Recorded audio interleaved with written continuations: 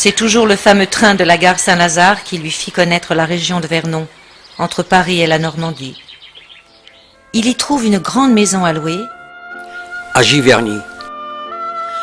Petit village aujourd'hui de 530 habitants. C'est là que Claude Monet, en 1883, décide de s'installer après avoir eu sa demeure de Poissy-sur-Seine inondée par 2 fois. Dans ce hameau, il trouve une maison dont l'état laisse à désirer, mais elle possède un grand parc qui le séduit. Il la loue. 2 ans plus tard, il décide de l'acquérir. Son arrivée dans cette cité campagnarde n'est pas tellement la bienvenue. Ce que les autochtones n'avaient pas prévu, c'est que la notoriété de celui-ci allait créer une animation intellectuelle et artistique dans ce petit village isolé de tout et à flanc de coteau. Un atelier se créa dans cet établissement. Y viendront tour à tour Manet, Cézanne, Sisley et bien d'autres peintres de cette époque, car Monet était leur maître à tous. Giverny devient alors la capitale de l'impressionnisme. À l'arrière de celui-ci, un parc, plus modeste certes que celui du maître, mais il permit à ces artistes d'y réaliser des toiles hors du commun. Amoureux de la terre et des fleurs, Monet créa un parc floral, détourna à son profit un bras de Lepte pour alimenter un étang qu'il fit creuser. Pour traverser ce contournement, il édifia un pont japonais, retourna la vaste étendue de terre pour y créer le jardin de son imagination. Ce sera une nouvelle toile qu'il décida d'entreprendre. Il ne laissa rien au hasard, planifia tout, fleurs et couleurs en fonction des saisons. Les meules, les vrais, le tableau.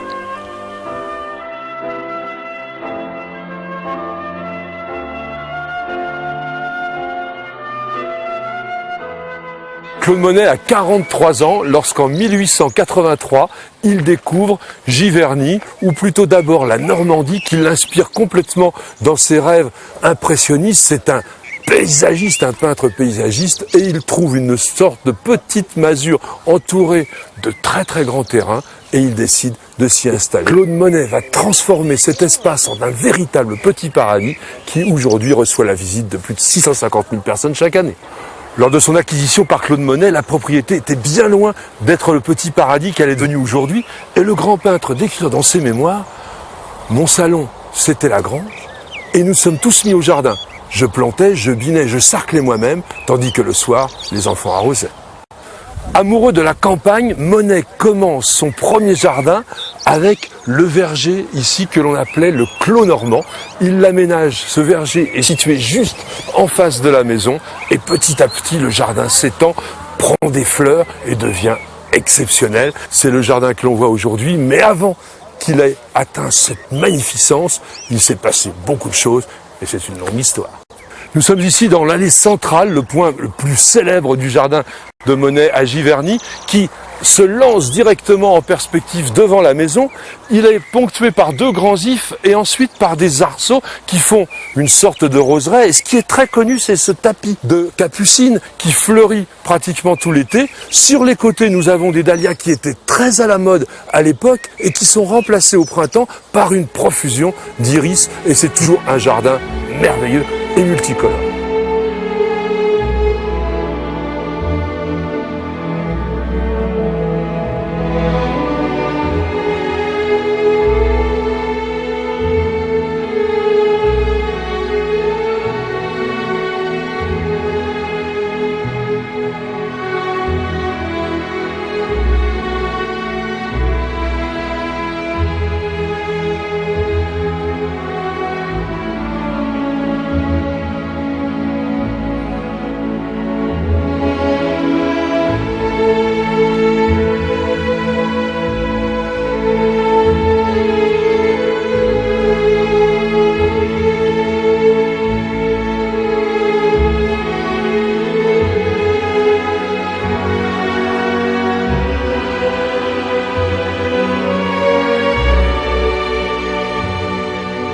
Et puis en 1890, il eut l'opportunité d'acheter de l'autre côté de la route une parcelle dans laquelle il fit creuser ce génial bassin qui l'inspira pour ses plus belles œuvres. Et il faut dire que c'est vraiment son chef-d'œuvre, ce jardin d'eau. Ce jardin d'eau qui est une pièce complètement artificielle, renouvelée en permanence. D'ailleurs, il y a des gens qui la nettoient très très régulièrement. Et c'est l'endroit vraiment où l'ensemble du public vient se ressourcer. Et Monet avait énormément de difficultés à peindre les nymphéas, à peindre toute cette eau. Et il se l'explique très souvent dans ses écrits. Mais petit à petit, le talent a fait parler.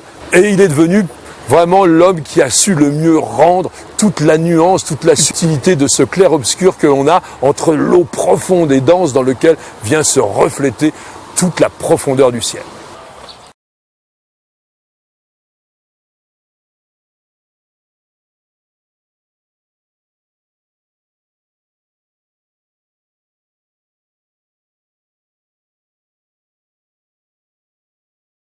Pour terminer cette promenade féerique dans le jardin de Giverny, j'aimerais terminer avec Clémenceau qui a dit « Le jardin de Monet compte parmi ses œuvres, réalisant le charme d'une adaptation de la nature aux travaux du peintre de la lumière. »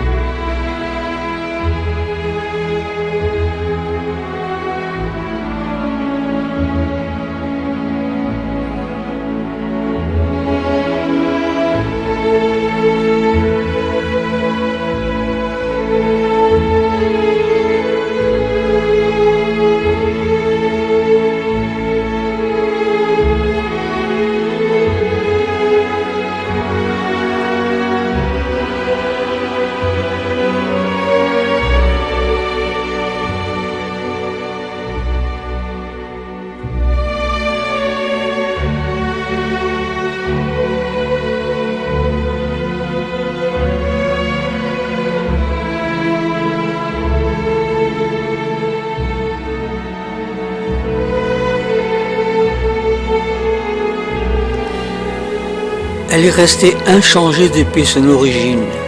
La couleur du soleil lui donne la chaleur que le peintre souhaitait. À certaines occasions, des repas y sont servis par les plus grands cuisiniers de notre hexagone. La passion du maître pour l'art japonais était incommensurable. Il fit venir du pays du soleil levant plus de 200 estampes.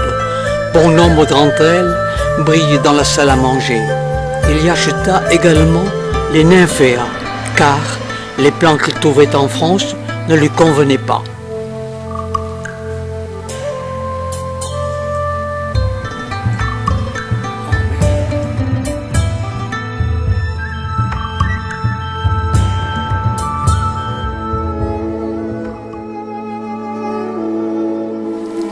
C'est dans cette immense salle que fréquentent aujourd'hui les touristes pour y acheter livres et reproductions que Claude Monet réalisa ces toiles immenses sur les nymphéas exposées au musée de l'Orangerie.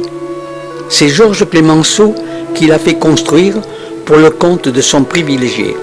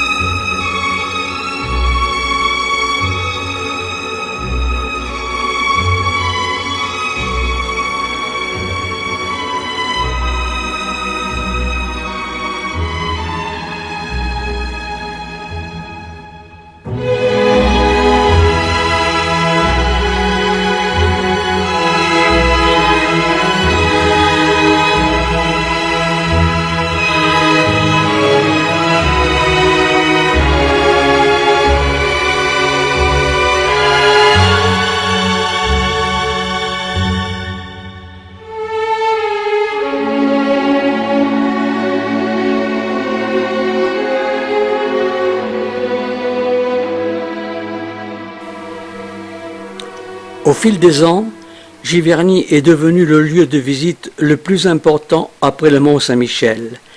Les Américains semblent être les plus nombreux à y venir.